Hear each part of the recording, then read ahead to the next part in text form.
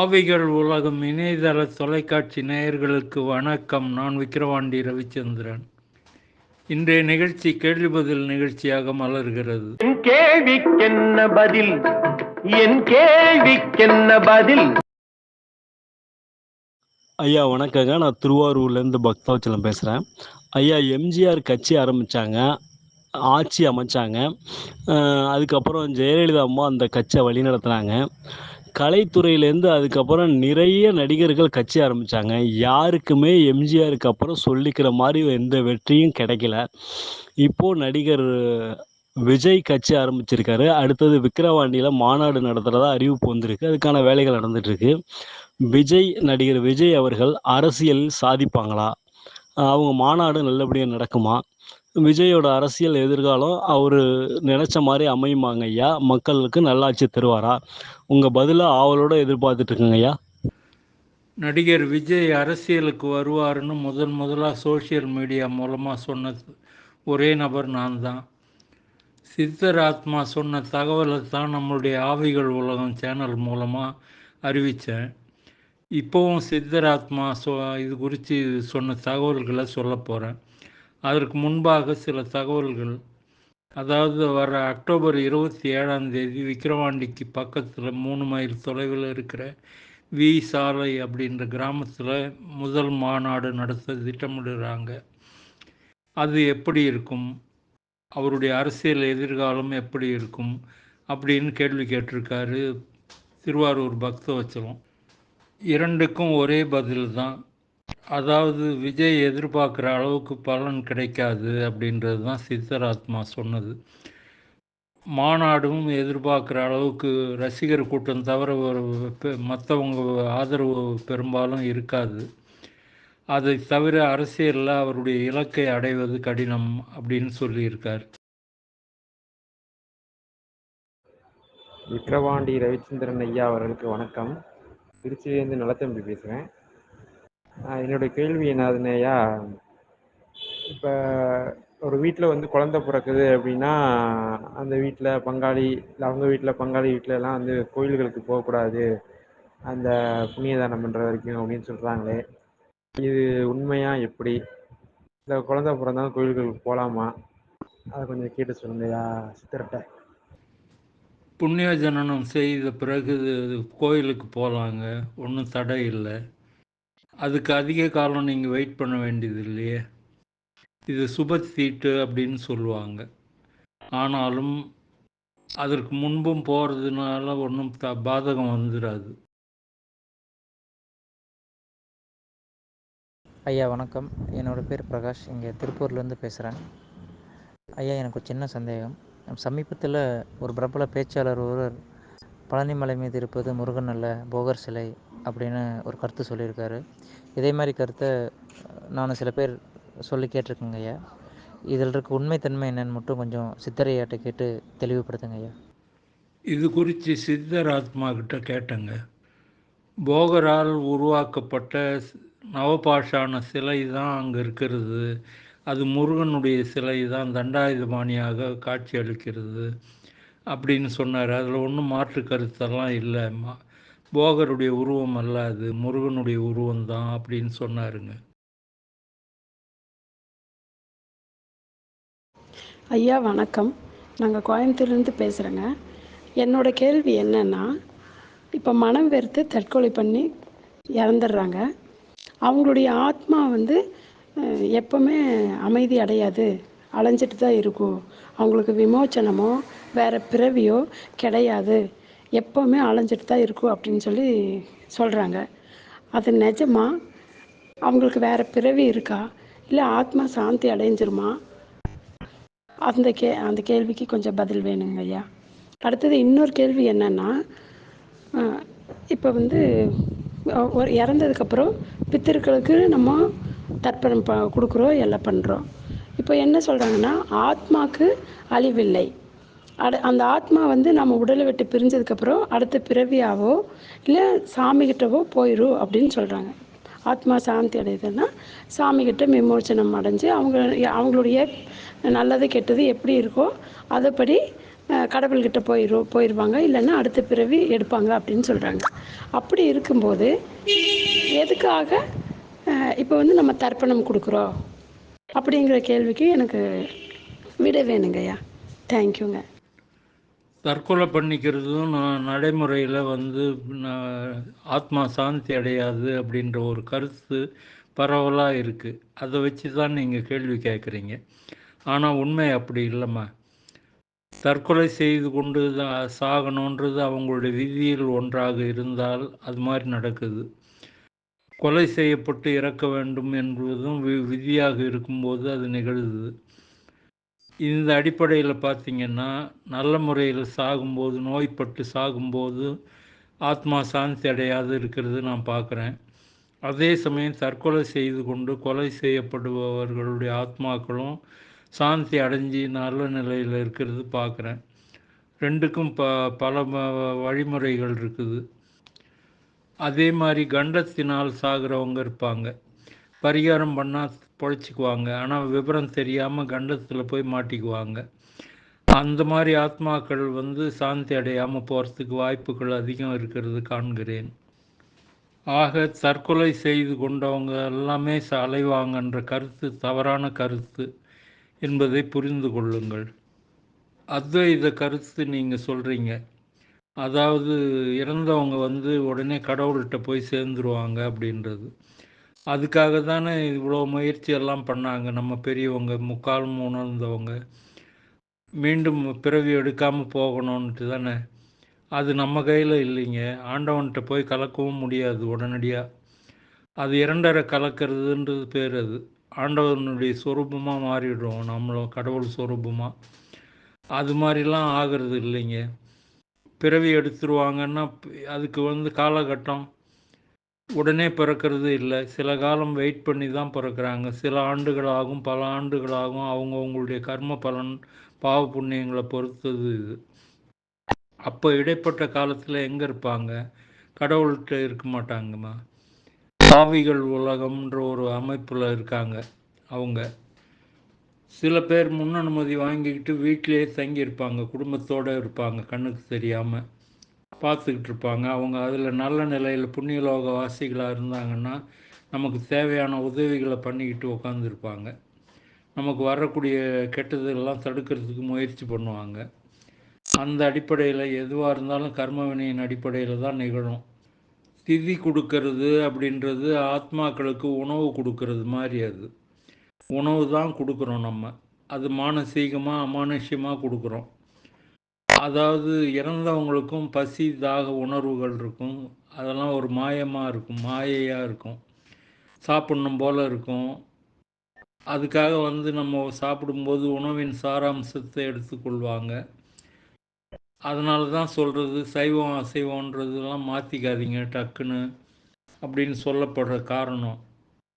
அதாவது அசைவம் சாப்பிட்றவங்க பரம்பரையாக அசைவமாக இருந்தாங்கன்னா சில பேர் மாற்றிக்குவாங்க, சாப்பிட்றது விட்டுருவாங்க.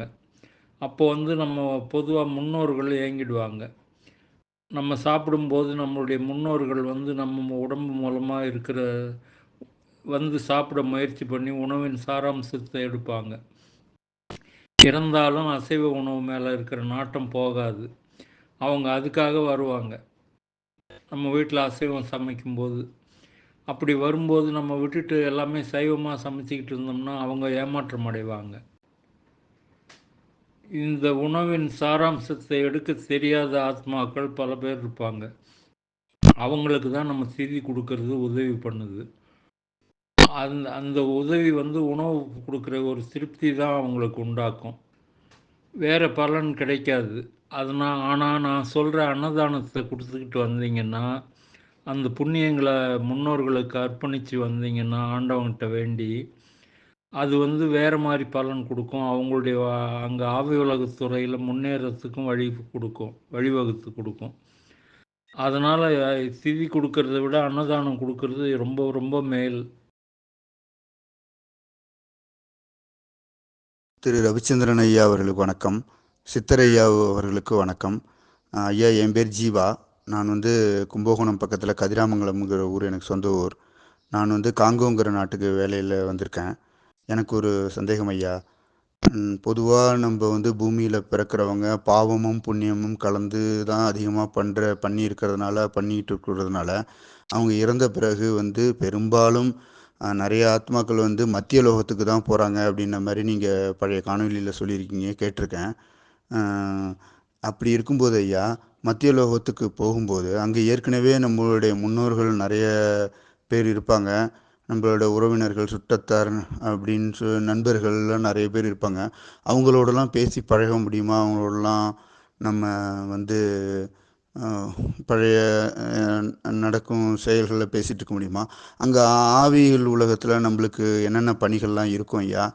அப்புறம் வந்துட்டு இன்னொரு எனக்கு என்ன சந்தேகம்னா, அந்த ஆவிகள் உலகத்தில் வந்து இருக்கும்போது நம்ம ஆத்மா வந்து திருப்பி மறுபிறப்புக்கு நம்மளுக்கு கொடுக்கப்பட்டு பூமிக்கு வந்துட்டா, இங்கே எப்படி பூமியிலேருந்து இறந்த பிறகு வருத்தப்பட்டு அழுது ஆர்ப்பாட்டம் பண்ணி நம்மெல்லாம் வந்து காதறி மன வருத்தம் படுறோமோ, அதேமாரி அங்கே உள்ள ஆத்மாக்களும் இந்த உயிர் வந்து திருப்பி பூமிக்கு பிறப்பெடுக்கும்போது அங்கேயும் வருத்தப்பட்டு ரொம்ப அழுது வேதனைப்படுவார்களா? உறவினர்கள், நண்பர்கள், அதை பற்றி கொஞ்சம் சந்தேகமாக இருக்கு ஐயா. அதை கொஞ்சம் சித்தரையாட்ட கேட்டு கொஞ்சம் தெளிவுபடுத்துங்க ஐயா. நன்றி, வணக்கம். திரு ரவிச்சந்திரன் ஐயா அவர்களுக்கு வணக்கம். சித்தரையா அவர்களுக்கு வணக்கம்.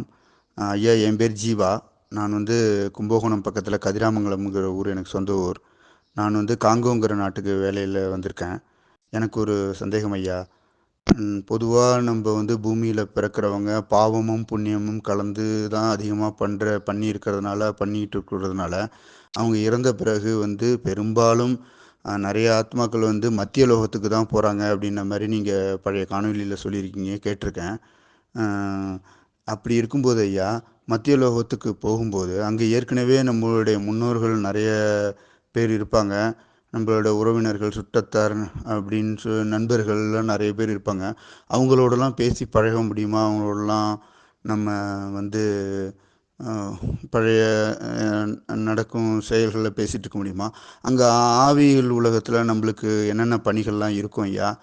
அப்புறம் வந்துட்டு இன்னொரு எனக்கு என்ன சந்தேகம்னா, அந்த ஆவிகள் உலகத்தில் வந்து இருக்கும்போது நம்ம ஆத்மா வந்து திருப்பி மறுபிறப்புக்கு நம்மளுக்கு கொடுக்கப்பட்டு பூமிக்கு வந்துட்டா, இங்கே எப்படி பூமியிலேருந்து இறந்த பிறகு வருத்தப்பட்டு அழுது ஆர்ப்பாட்டம் பண்ணி நம்மெல்லாம் வந்து காதறி மன வருத்தம் படுறோமோ, அதேமாரி அங்கே உள்ள ஆத்மாக்களும் இந்த உயிர் வந்து திருப்பி பூமிக்கு பிறப்பெடுக்கும்போது அங்கேயும் வருத்தப்பட்டு ரொம்ப அழுது வேதனைப்படுவார்களா? உறவினர்கள், நண்பர்கள், அதை பற்றி கொஞ்சம் சந்தேகமாக இருக்கு ஐயா. அதை கொஞ்சம் சித்தரையாட்ட கேட்டு கொஞ்சம் தெளிவுபடுத்துங்க ஐயா. நன்றி, வணக்கம். எந்த உலகத்துக்கு போய் சேர்ந்தாலும் அங்கே ஏற்கனவே இருக்கிற ஆத்மாக்களை பார்த்து பேச முடியும், பழக முடியும்.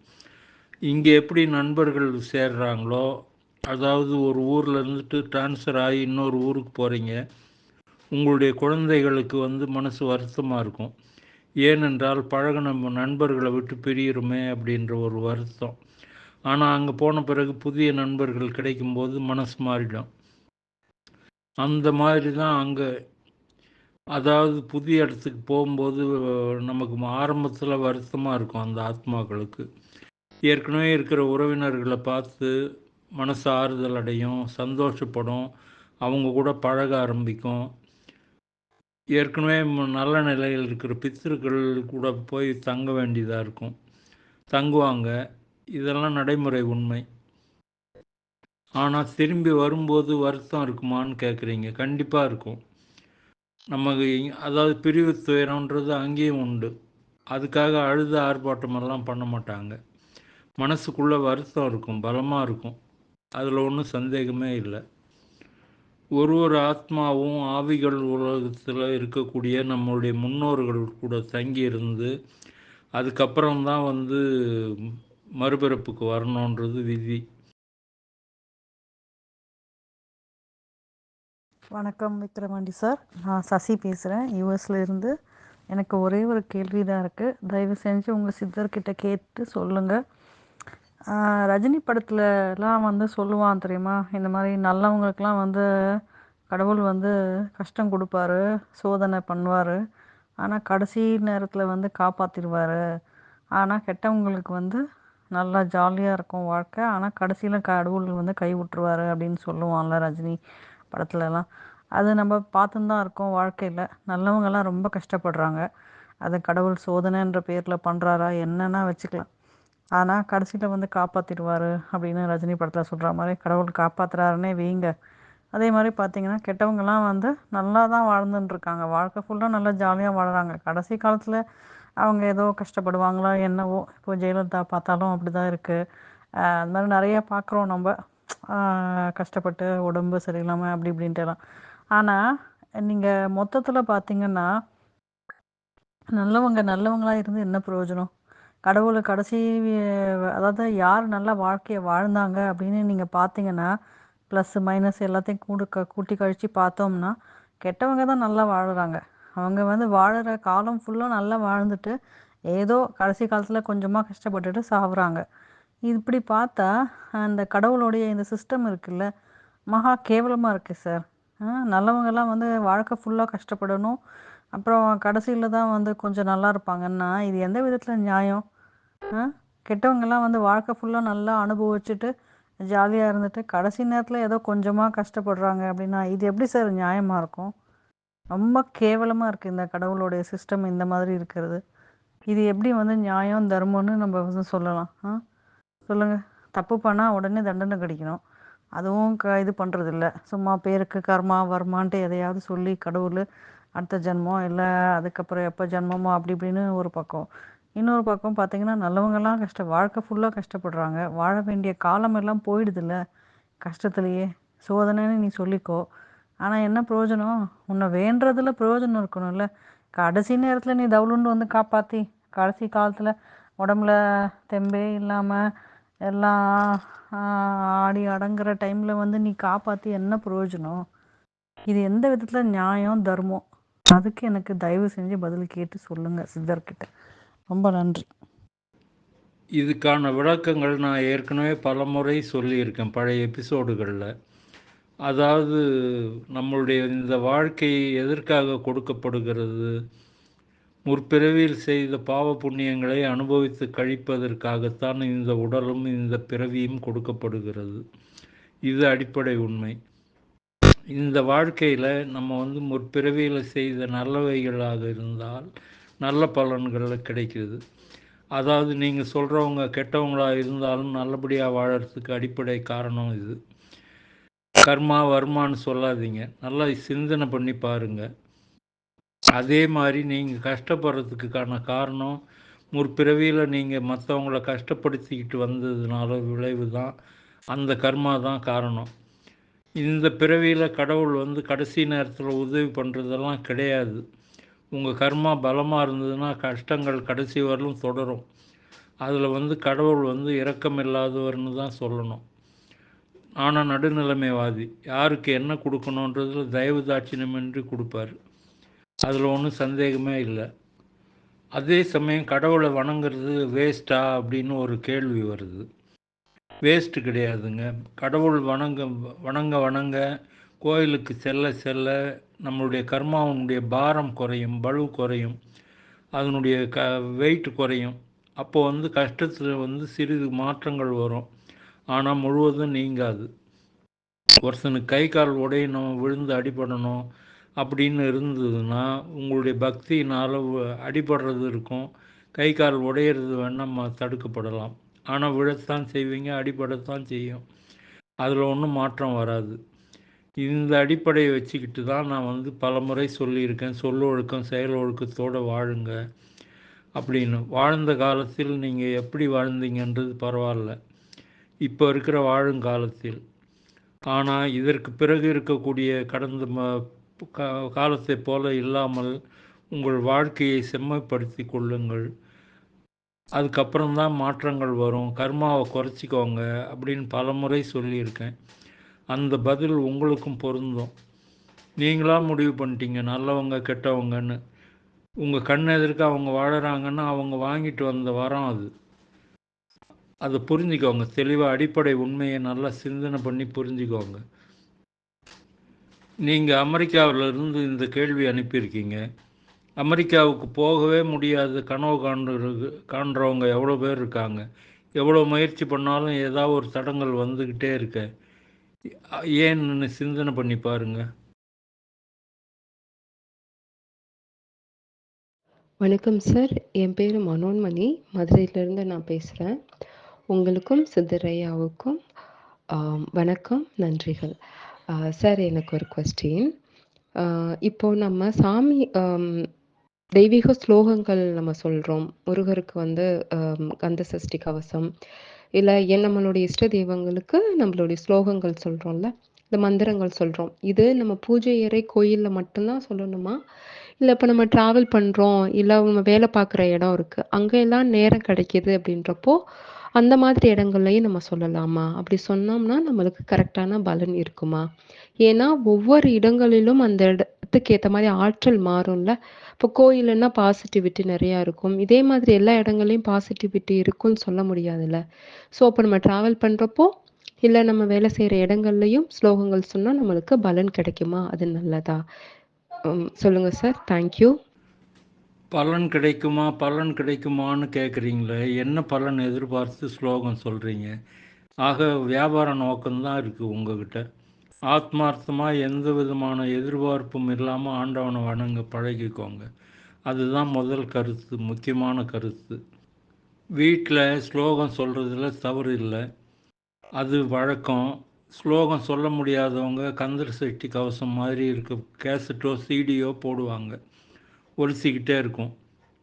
சாண்டிங் பார்த்தீங்கன்னா போய்கிட்டு இருக்கும், ஓம் நமசிவாய அப்படின்னு பல வீடுகளில், கடைகள்லேயும் அந்த மாதிரி பார்த்துருக்கோம். இஸ்லாமியர்களும் அதே மாதிரி போடுவாங்க, அவங்களுடைய சாண்டிங்ஸ் போடுவாங்க கடைகள்லையும் எல்லாம், வீட்லேயும் உண்டு. சில வீடுகளில் காலிங் பெல் பார்த்துருக்கேன், ஓம் அப்படின்னு குரல் கொடுக்கும். அந்த மாதிரிலாம் இருக்குது.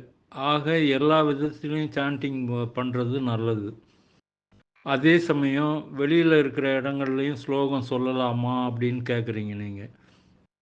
கோயிலுக்கு போனால் மட்டும்தான் சொல்லணும்னு அவசியம் இல்லைம்மா. கோயிலில் இருக்கக்கூடிய வைப்ரேஷன் வேறு, நம்மளுடைய வீட்டில் இருக்கிற வைப்ரேஷன் வேறு. அதே சமயத்தில் கோயிலில் மட்டும் ஏன் அந்த மாதிரி இருக்குன்னா, புனிதமான ஆத்மாக்கள் இருப்பாங்க, அதாவது நல்ல உயர்நிலையில் இருக்கக்கூடிய ஆத்மாக்கள் இறைவனுடைய தொண்டு செய்கிறதுக்காக அங்கே போய் தங்கியிருப்பாங்க. அவங்களுடைய வைப்ரேஷன் தான் அது கோயிலில் இருக்கும்போது நல்லா இருக்கிறது காரணம். பாசிட்டிவ் எனர்ஜி இருக்கும். அதாவது இவங்கள உபயோகிச்சுக்குவாங்க. தெய்வீக பணியாளர்னு நான் சொல்கிறது இவங்களும் தான். இறைவன் கொடுக்குற கட்டளைப்படி அங்கே வரக்கூடிய பக்தர்களுடைய வாழ்க்கையில் மாற்றங்களை உண்டாக்கி கொடுக்கறது இவங்க தான். ஆக எந்த இடத்துலையுமே நீங்கள் சொல்லலாம், தவறு இல்லை. ஆஃபீஸ்லேயும் சொல்லலாம், ட்ராவல் பண்ணும்போதும் சொல்லலாம், மனப்பாடமாக இருந்ததுன்னா சொல்லலாம். அப்படி இல்லைன்னு சொன்னால் உங்களுக்கு இஷ்ட தெய்வமோ அல்லது குலதெய்வத்தினுடைய நாமத்தை உச்சரித்துக்கிட்டே போகலாம். உதாரணமாக முருகன் வச்சுக்கோங்க, ஓம் சரவண பவா அப்படின்னு சொல்லலாம், இல்லை முருகா முருகா அப்படின்னு சொல்லிக்கிட்டு போனாலே போகிறோம். நல்லது தான், எந்த விதமான தவறும் இல்லை. இடம் பொருள் ஏவலெல்லாம் பார்க்காம சொல்லுங்கள், பழகிக்கோங்க. இதுவரை நம்ம ஆவிகள் உலகம் சேனலை சப்ஸ்கிரைப் பண்ணாதவங்க உடனடியாக சப்ஸ்கிரைப் பண்ணிக்கோங்க. பக்கத்தில் இருக்கிற பெல் பட்டனையும் சேர்த்து டச் பண்ணுங்கள். அப்போ தான் நாங்கள் கொடுக்குற வீடியோஸ் உடனுக்குடன் நோட்டிஃபிகேஷன் மூலமாக வந்துக்கிட்டே இருக்கும். இன்றைய கேள்வி பதில் நிகழ்ச்சியை இத்துடன் நிறைவு செய்கிறேன். அடுத்த எபிசோடில் வேறு புதிய அனுபவங்களோடு உங்களை சந்திக்கிறேன். அதுவரை நன்றி கூறி விடைபெறுகிறேன். வணக்கம்.